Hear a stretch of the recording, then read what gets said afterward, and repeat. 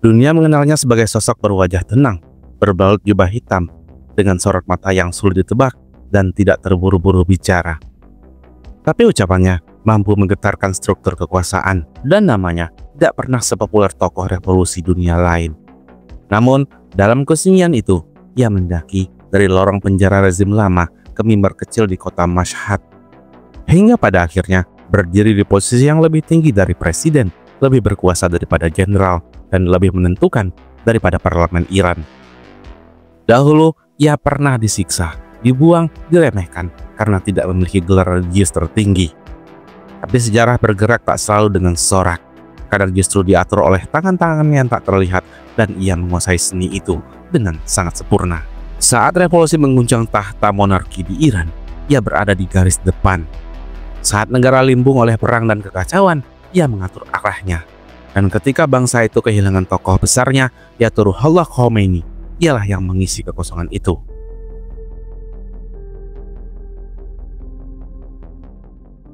Dan dalam video kali ini, bersama Naskratify, mari bersama kita menyelami lebih dalam tentang sang pemimpin yang gagah berani melawan kekuatan global di tengah-tengah ketidakpedulian bangsa-bangsa Islam Timur Tengah. Ia adalah Ayatollah Ali Khamenei.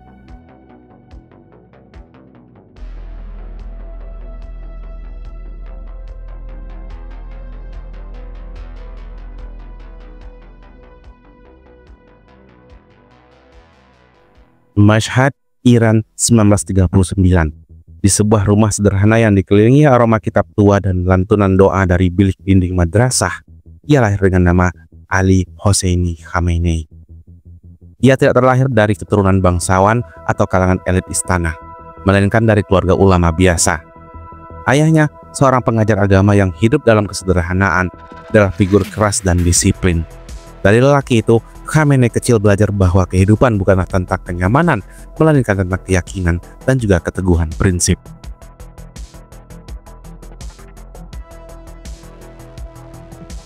Mashhad adalah kota kecil Syiah, tempat di mana doa menjadi napas dan sejarah spiritual mengalir di setiap lorong.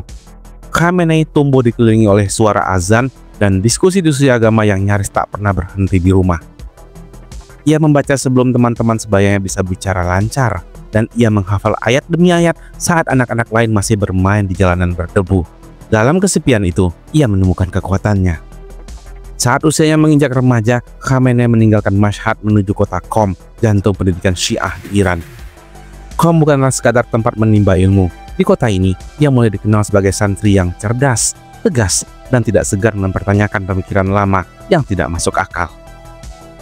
Tak lama kemudian, ia meneruskan pendidikannya ke Najaf, Irak, kota suci lain yang menyimpan khanazah keilmuan Islam paling klasik. Di sana, ia tak hanya memperdalam ilmu tafsir dan fikih, tapi juga mulai menyelami dimensi politik dalam agama. Ia membaca dengan rakus dari filsafat barat hingga pemikiran-pemikiran revolusioner Islam. Di tengah gelombang perubahan dunia pasca Perang Dunia Kedua, Khamenei mulai merasakan keresahan. Pada masa itu, satu nama mulai mengisi ruang-ruang kajian dengan getar yang berbeda, dan ia adalah Ayatollah Ruhollah Khomeini. Para ulama senior dari Qom yang menggabungkan kekuatan ilmu agama dan semangat pembebasan dari dominasi kekuasaan dinasti Pahlavi yang memimpin Iran dengan tangan besi. Khamenei muda mulai membaca tulisan-tulisan Khomeini, menghadiri ceramah-ceramahnya secara diam-diam, dan menyebarkan gagasan-gagasannya kepada sesama pelajar. Bagi Khamenei, Khomeini adalah cahaya penuntun yang menunjukkan bahwa agama tidak boleh dikurung di balik mimbar masjid, dan agama harus turun ke jalan menuntut keadilan. Pengaruh Khomeini pada diri Khamenei tak bisa dianggap ringan. Ia mengubah jalan hidup Khamenei dari sekadar pengajar menjadi penggerak. Di usia yang masih muda, Khamenei sudah tampil di berbagai forum kecil sebagai pengkhotbah. Bukan hanya bicara soal ibadah, tapi tentang hak rakyat, kesewenang-wenangan kekuasaan, dan pentingnya perlawanan terhadap ketidakadilan. Ia berbicara dengan semangat yang jarang ditemukan pada ulama lainnya. Kata-katanya lugas, tapi membakar. Ceramah-ceramahnya disampaikan di sudut-sudut kota, di rumah-rumah rahasia, dan bahkan di ruang-ruang kecil yang dijaga diam-diam oleh simpatisan. Dalam setiap khotbahnya, Khamenei menentang legitimasi pemerintah Syah, penguasa Iran yang kala itu sangat erat dengan kepentingan asing dan juga budaya Barat. Ia menyoroti bagaimana nilai-nilai Islam itu ditekan dan bagaimana rakyat dijauhkan dari akar budaya serta ajaran spiritual mereka sendiri. Tak jarang, ceramah-ceramah itu langsung memicu pengawasan ketat dari polisi rahasia kerajaan. Khamenei bukan tipe yang mundur. Semakin ditekan, semakin keras pula ia berbicara. Ia sadar betul bahwa kata-katanya bisa jadi peluru paling tajam. Ia tidak memiliki senjata, ia tidak punya pangkat militer, namun ia punya mikrofon dan kejujuran yang tak bisa dibungkam. Dan itulah yang menjadi senjatanya. Karir awalnya menjadi pengkhotbah berkembang seiring reputasinya yang tumbuh di kalangan rakyat dan para santri. Ia mulai dianggap sebagai penghubung antara ajaran spiritual dan juga kesadaran sosial.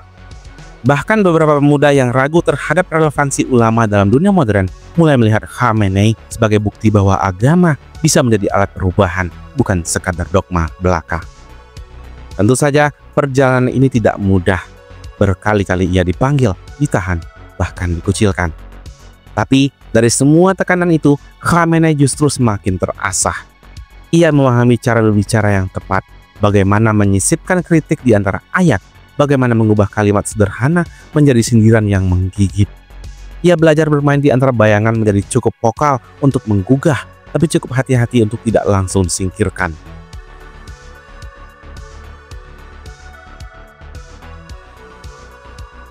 Pada akhir 1960-an dan awal 1970-an, Khamenei bukan hanya sekadar pengkhotbah lagi. Ia mulai membangun jaringannya. Ia mengunjungi kota-kota kecil, menyusun simpatisan, memperluas pengaruhnya dalam gerakan Islam yang semakin luas. Ia tidak selalu tampil sebagai tokoh utama, namun perannya vital dalam menyebarkan gagasan Khomeini di berbagai lapisan masyarakat. Dan titik ini, arah hidup Khamenei telah berubah selamanya. Ia bukan lagi sekadar anak dari Mashhad yang ingin menjadi ulama. Ia telah menjelma menjadi penggerak, seseorang yang tak hanya memahami teks suci, tapi juga realitas dunia nyata. Ia telah masuk ke jalur yang kelak membawanya menuju puncak kekuasaan tertinggi di Iran.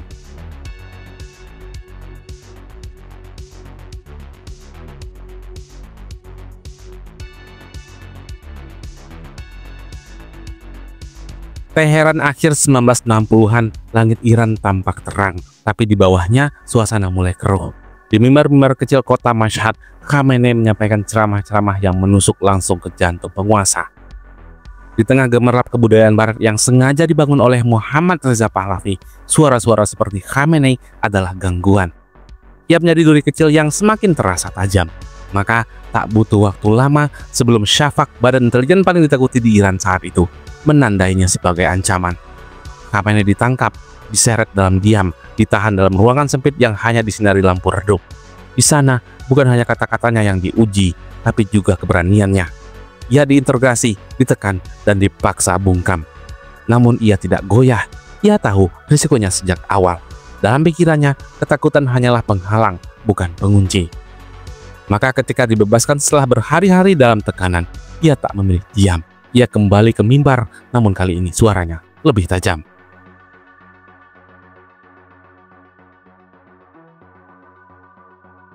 Rezim Shah yang memaksakan modernitas tanpa akar, menggusur budaya demi kilau palsu, adalah pusat kritiknya.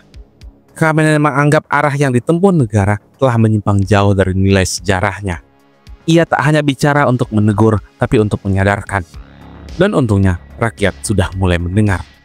Beberapa kali ia kembali ditangkap, kadang hanya beberapa hari, kadang berminggu-minggu. Tapi bagi Khamenei, itu bukan kemunduran, itu pembuktian. Setiap penahanan hanya menambah tekad. Bahkan saat akhirnya ia diasingkan ke kota-kota terpencil tempat di mana pengaruhnya dianggap sangat meredup, Khamenei justru menjadikan itu kesempatan. Ia membangun jaringan, mengajar, dan juga menulis. Di masa pengasingan itulah Khamenei mulai menyalurkan gagasannya lewat tulisan. Ia menyusun risalah-risalah kecil yang diselundupkan ke berbagai penjuru negeri. Bahasa tulisannya tajam dan juga bernas. Ia tak bicara sebagai akademisi, tapi sebagai rakyat yang tahu rasanya dipinggirkan. Setiap lembar kertas membawa energi yang menyalakan semangat bagi mereka yang diam-diam ingin perubahan.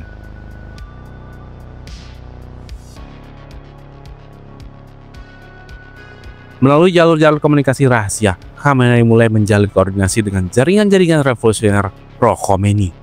Ia tak sekedar menyebarkan tulisan, tapi juga menyusun strategi penyadaran lewat dakwah pendidikan, dan juga diskusi bawah tanah. Malam-malam panjang di rumah-rumah kecil menjadi saksi. Bersama para pemuda, Khamenei menghidupkan wacana-wacana perubahan. Ia tak menjanjikan kekuasaan, melainkan harapan. Ia tidak menyuruh angkat senjata, melainkan mengangkat pikiran. Itulah senjatanya. Kalimat yang jujur, hati yang penuh keyakinan. Hubungannya dengan kelompok-kelompok revolusioner semakin kuat. Meski tak memegang posisi resmi, Khamenei menjadi jembatan antara ulama dan juga rakyat, antara ide dan juga gerakan. Ia tahu siapa yang bisa dipercaya, siapa yang layak diajak bekerja sama, dan siapa yang bisa membawa gagasan revolusi ke tingkat yang lebih tinggi. Tahun-tahun eksil tidak membuatnya terhapus dari radar penguasa. Justru sebaliknya, namanya semakin dikenal. Shafak tahu membungkamnya sepenuhnya hanya akan menjadikannya simbol.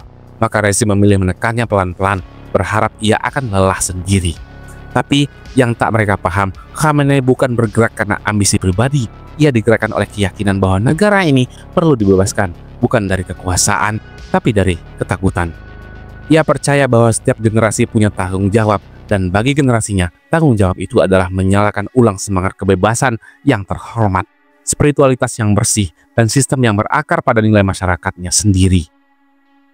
Kehadirannya di lapisan bawah gerakan revolusi membuatnya tidak terlalu menonjol di media luar, tapi di kalangan dalam ia dikenal sebagai penghubung yang andal. Tak banyak bicara, tapi saat berbicara, semua mendengarkan. Ia tidak mencari panggung, tapi panggung datang sendiri ketika rakyat mulai menyebut-nyebut namanya di sela-sela doa malam dan bisik-bisik di lorong pasar. Dan badai revolusi itu benar-benar terjadi.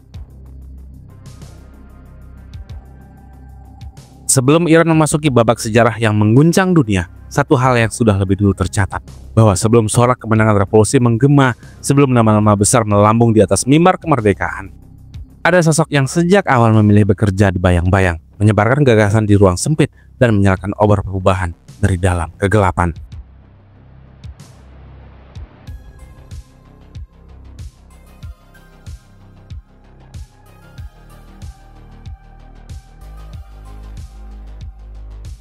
Teheran, Januari 1979, langit musim dingin menampakkan rona kelabu. Namun kota itu bergetar bukan karena suhu, melainkan karena sebuah harapan yang tak terbendung.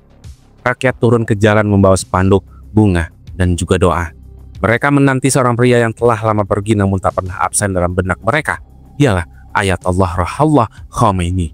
Ali Khamenei adalah salah satu orang penting di balik kepulangan sang imam. Sejak bertahun-tahun sebelumnya, Khamenei telah menjadi salah satu penggerak dalam senyap. Ia menyambungkan ide-ide besar Khomeini dengan realitas rakyat di lapangan. Ia membungkus gagasan revolusi dalam bahasa yang dapat dimengerti oleh semua kalangan ulama, santri, buruh, mahasiswa, bahkan pedagang kecil. Dan ketika akhirnya sang imam memutuskan untuk pulang dari pengasingannya di Perancis, Khamenei termasuk salah satu dari sedikit orang yang tahu betul bahwa ini bukan sekadar kepulangan, tapi adalah awal dari perubahan yang besar. Pada hari kepulangan Khomeini, Bandara Mahrabat dijaga ketat. Pemerintah sementara yang ditinggalkan Shah masih mencoba mempertahankan kendali, tapi rakyat sudah tak bisa dibendung. Khamenei mengambil posisi penting di balik layar.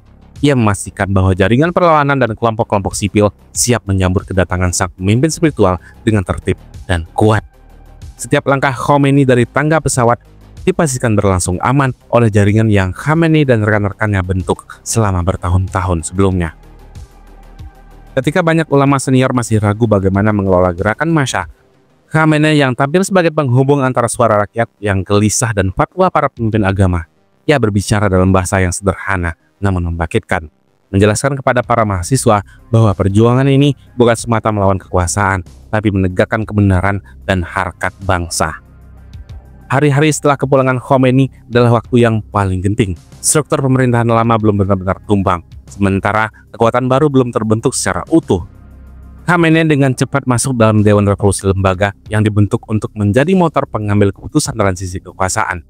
Di sana, ia tidak duduk diam. Ia aktif dalam setiap pertemuan, membawa laporan-laporan dari lapangan, menyampaikan perkembangan situasi, serta menawarkan jalan keluar taktis dalam mengelola arus perubahan. Kekuatan sejati Khamenei tidak hanya terletak di meja rapat. Ia memahami bahwa perubahan tak bisa hanya digerakkan dari atas. Di lapangan, kelompok-kelompok revolusioner yang selama ini bergerak sendiri-sendiri butuh struktur. Mereka butuh arah. Maka Khamenei bersama rekan-rekan seperjuangannya mulai menyusun satu kekuatan baru. pasukan pelindung revolusi. Kelompok ini nantinya dikenal sebagai cikal bakal dari pasukan Garda Revolusi Islam atau IRGC.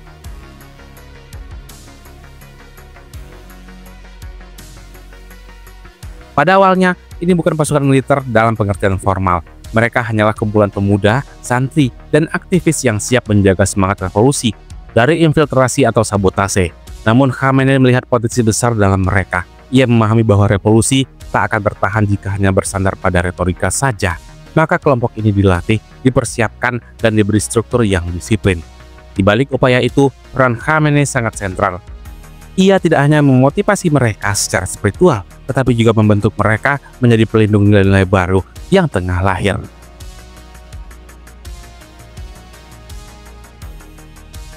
Di saat banyak pihak masih berselisih paham soal arah pemerintahan, Khamenei sudah bekerja di garis depan untuk menciptakan stabilitas. Ia tidak terjebak dalam debat panjang, ia memilih membentuk fondasinya. Ia paham bahwa sebuah revolusi yang tidak dibentengi oleh sistem pengamanan yang setia pada tujuan awal akan mudah dibelokkan. Dari tengah kekacauan politik, kelompok yang dibentuknya mulai menjadi kekuatan nyata. Bukan hanya menjaga jalanan, tapi juga menyaring ancaman internal yang bisa merusak cita-cita revolusi. Sementara itu, peran publik Khamenei sebagai juru bicara gerakan juga semakin menonjol. Ia sering tampil di forum-forum diskusi, radio revolusi, dan mimbar-mimbar keagamaan yang menjelaskan arah pergerakan. Tapi, meskipun tampil di depan, ia tetap menjaga jarak dari popularitas. Baginya, ini bukan panggung politik, ini adalah perjuangan ideologi. Ia tak pernah mengklaim sebagai tokoh utama. Meski banyak yang tahu, tanpa dirinya, gerakan ini tak akan secepat dan serterarah itu.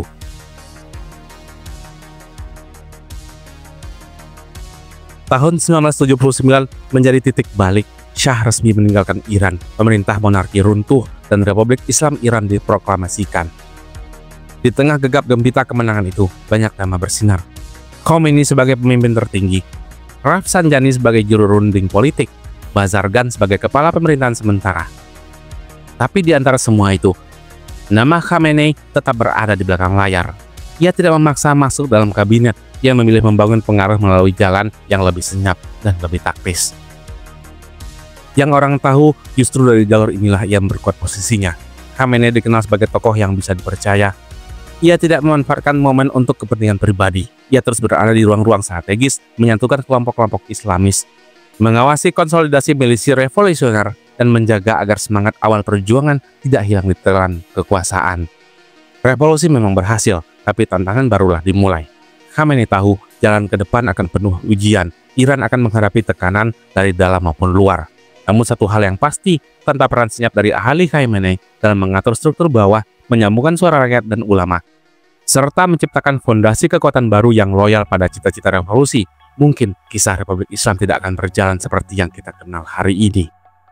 Ia tidak memimpin dari podium, tapi dari lapangan. Ia tidak membakar semangat dengan teriakan, tapi dengan ketenangan dan ketajaman membaca arah. Dan saat sejarah mencatat momen-momen besar revolusi 1979, di antara kerumunan nama-nama besar, ada satu sosok yang terus bergerak di balik layar, mengatur irama perubahan dengan hati-hati namun pasti, karena itulah Ali Khamenei, pria yang diam-diam membangun masa depan di balik hiruk-pikuk sejarah.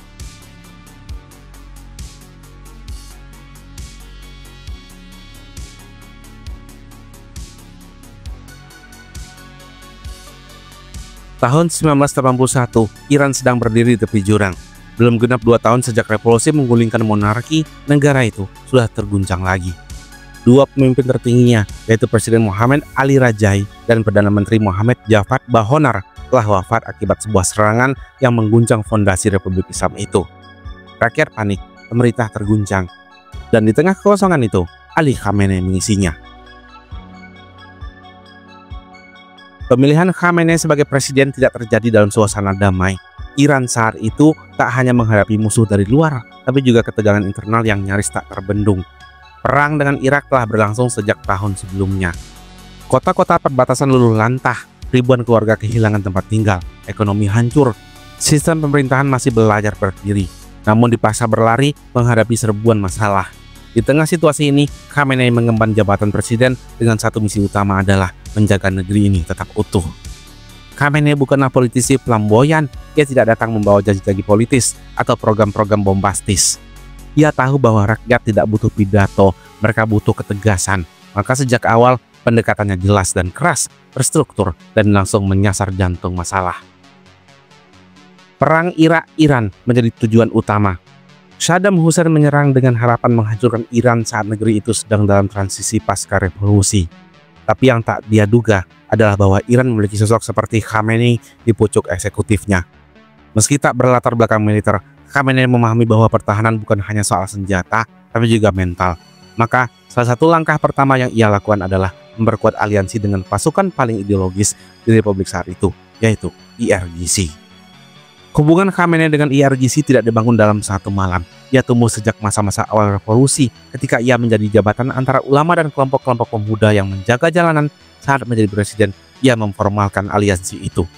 Ia mendukung IRGC bukan hanya sebagai kekuatan pertahanan, tapi juga sebagai pilar politik dan sosial. Di bawah kepemimpinannya, IRGC diberi ruang untuk berkembang, mendapatkan logistik, akses, bahkan pengaruh dalam pemerintahan sipil. Banyak yang mengkritik langkah ini sebagai bentuk militerisasi pemerintahan, namun bagi Khamenei, ini adalah bentuk pertahanan dari dalam. Tidak hanya itu, di tengah perang yang menekan anggaran negara, ia juga memperkuat kerjasama dengan Dewan Keamanan Nasional. Ia ikut serta dalam penyusunan kebijakan darurat, pengendalian distribusi pangan, dan bahkan kampanye nasional untuk rekrutmen sukarelawan ke medan konflik. Bagi Khamenei, masa itu bukan tentang politik elektoral, tapi tentang keberlangsungan negara. Namun, tantangan terbesar Khamenei mungkin bukan datang dari luar, melainkan dari dalam negeri itu sendiri. Setelah revolusi, Iran bukan hanya diisi oleh kelompok Islamis, ada kalangan nasionalis, kelompok kiri, liberal, dan berbagai faksi yang dulu bersama-sama menggulingkan dinasti Shah, tapi kini mulai berbeda arah. Beberapa orang ingin sistem demokrasi yang penuh, yang lain mendorong sekularisme atau sosialisme. Dalam kondisi biasa, perbedaan ini mungkin bisa diakomodasi, tapi bagi Khamenei, di tengah perang dan ancaman destabilisasi, perpecahan adalah kemewahan yang tidak bisa ditoleransi. Maka dengan konsistensi, ia mulai membendung pengaruh kelompok-kelompok yang dianggap mengganggu stabilitas. Surat kabar yang menyebarkan narasi kontra-revolusi pun ditutup. Organisasi yang menolak prinsip Republik Islam dibatasi. Debat-debat terbuka tentang ideologi negara disingkirkan dari ruang publik. Ini adalah masa di mana banyak orang menyebut Khamenei terlalu keras. Tapi bagi pendukungnya, itu adalah harga yang harus dibayar demi keutuhan Iran. Khamenei tidak bekerja sendiri, ia merangkul tokoh-tokoh strategis. Salah satunya adalah Ali Akbar Hashemi Rafsanjani, seorang pemikir dan negosiator ulung. Bersama, mereka memainkan peran penting dalam menjaga komunikasi antara faksi-faksi kekuasaan, memperhalus kebijakan garis keras, dan menciptakan keseimbangan antara kepentingan ulama dan aparat negara. Di balik kebijakan keras, Khamenei tetap menjaga keteraturan. Ia juga membangun hubungan erat dengan lembaga kehakiman dan majelis ulama. Dalam banyak keputusan penting, ia tidak menunggu tekanan massa. Ia mengatur dari dalam banyak keputusan penting yang tampak seolah lahir dari kebijakan kolektif, padahal memiliki jejak kuat dari dorongan Khamenei. Ia paham benar seni bermain di belakang layar, mempengaruhi tanpa selalu muncul, mengarahkan tanpa menunjuk langsung. Dalam urusan luar negeri, meski perang dengan Irak menyita energi yang sangat besar, Khamenei tetap mendorong diplomasi regional. Ia mengirim delegasi ke negara-negara tetangga, menjalin simpul baru dengan negara-negara non-blok, serta memperkuat poros ideologis Islam di Timur Tengah. Ia tahu bahwa kemenangan sejati bukan hanya di medan perang, tapi juga di meja perundingan. Dan yang lebih penting lagi, yaitu persepsi dunia. Menjelang akhir masa jabatannya, situasi Iran mulai berubah. Perang dengan Irak mendekati akhir, dan negara dalam kondisi kelelahan. Rakyat ingin stabilitas, pembangunan, dan pengakuan internasional. Tapi di tengah suasana ini, Ali Khamenei telah menjadi lebih dari sekadar presiden. Ia adalah figur yang berhasil menjaga Republik Muda itu tetap berdiri di saat badai datang dari segala arah. Ia adalah pemimpin yang mengerti bagaimana menggabungkan disiplin agama dengan manuver politik. Ia tahu kapan harus bicara dan kapan harus diam. Ia memahami kekuatan institusi dan membentuknya dengan tangannya sendiri.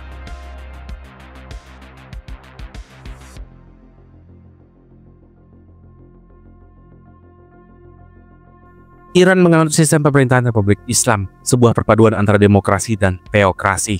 Di puncak kekuasaan negara bukan presiden, melainkan pemimpin tertinggi atau supreme leader, yang memegang otoritas tertinggi atas militer, kehakiman, media, dan arah kebijakan nasional. Ia juga memiliki kewenangan untuk membatalkan keputusan presiden dan juga parlemen. Sementara itu, presiden dipilih langsung oleh rakyat dan menjalankan pemerintahannya sehari-hari. Namun kekuasaannya tetap berada di bawah bayang-bayang pemimpin tertinggi. Di samping itu, ada Dewan Penjaga yang bertugas menyaring calon presiden dan memverifikasi undang-undang agar sesuai dengan prinsip Islam dan juga konstitusi. Di atas semuanya, Majelis Ahli menjadi satu-satunya lembaga yang berwenang memilih dan mengganti pemimpin tertinggi, meskipun pengaruhnya dalam praktik sangat terbatas. Awal Juni 1989, Iran tiba-tiba membeku. Kota-kota yang biasanya dipenuhi hiruk-pikuk pasar, lantunan doa, dan desing lalu lintas mendadak diliputi kesunyian. Ayatollah Ruhollah Khomeini, pendiri dan pemimpin spiritual Republik Islam, telah wafat. Bagi rakyat, ini bukan sekadar kehilangan sosok yang religius, ini adalah hilangnya sumbu utama yang menyatukan gerakan revolusi, ideologi negara, dan moral rakyat sejak 1979. Selama satu dekade lebih, Khomeini adalah wajah dari Republik Islam Iran. Ia adalah supreme leadernya. Semua kata-katanya menjadi dasar hukum, fatwanya membentuk arah kebijakan, dan kehadirannya mengunci faksi-faksi politik dalam satu garis yang lurus. Tapi kini, garis itu kehilangan ujungnya, dan semua orang tahu kekosongan ini bisa memicu perebutan pengaruh, bahkan potensi keretakan yang sangat serius.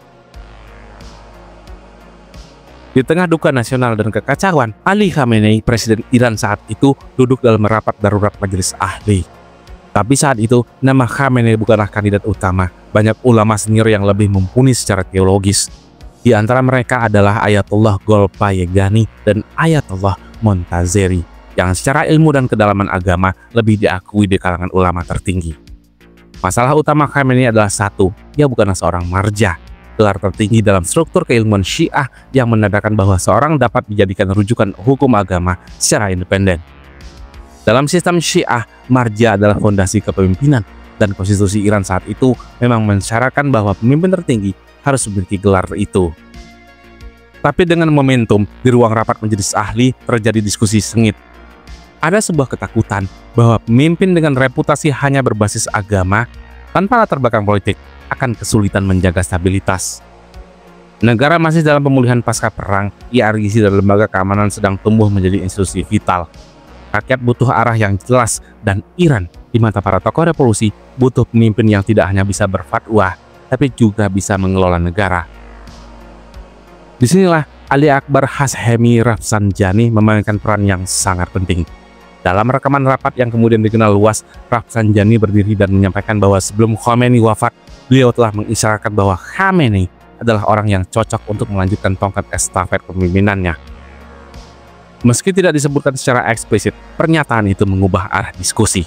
Rafsanjani bukan orang sembarangan, ia adalah tangan kanan Khomeini dalam berbagai misi penting, dari manuver diplomasi hingga kontrol jaringan militer. Ketika ia berbicara, ruangan mendadak lebih tenang. Dukungan dari tokoh sekelas Rafsanjani membuat banyak anggota Majelis Ahli mulai mempertimbangkan ulang pandangan mereka. Satu persatu, suara mulai berpindah, bukan karena Khamenei adalah ulama tertinggi, tapi karena ia dianggap figur paling bisa menjembatani antara struktur agama, sistem politik, dan kepentingan keamanan nasional. Masalah gelar marja tetap menjadi ganjalan, namun jalan keluarnya adalah perubahan konstitusi. Dalam waktu singkat, ketentuan dalam Undang-Undang Dasar diubah, syarat menjadi pemimpin tertinggi tidak lagi diwajibkan oleh seseorang penyandang gelar marja secara formal. Ini cukup hanya sebagai seorang faqih, ulama ahli hukum Islam yang dinilai mumpuni oleh Majelis Ahli. Keputusan itu tak lepas dari urgensi situasi. Negara tidak bisa dibiarkan lama tanpa komando tertinggi, dan saat konstitusi telah disesuaikan, pemilihan resmi pun digelar. Dan pada 4 Juni 1989, Ali Khamenei resmi ditunjuk sebagai pemimpin tertinggi Republik Islam Iran. Banyak yang terkejut, tak sedikit pula yang ragu. Tapi bagi yang memperhatikan perjalanannya sejak lama, sejak masa pengasingan, saat melawan rezim Shah, hingga menjadi presiden di tengah perang dan gejolak internal, langkah ini sebenarnya bukan kebetulan. Khamenei bukanlah pemimpin yang karismatik dalam pengertian publik. Ia tidak bisa menggugah massa seperti zaman Khomeini. Tapi ia tahu bagaimana memparkan diri di tengah kekacauan. Ia bukan tokoh utama dalam drama revolusi, tapi ia memahami setiap babak ceritanya. Salah satu kekuatan Khamenei adalah kemampuannya membaca situasi politik secara tajam dan membangun hubungan yang strategis terutama dengan IRGC, Majelis Ahli, dan lembaga keamanan. Dalam peran barunya, ia tidak sekadar menjadi simbol spiritual, melainkan otoritas yang memiliki pengaruh langsung terhadap jalannya negara. Penunjukannya sebagai pemimpin tertinggi menandai babak baru dalam sejarah Iran.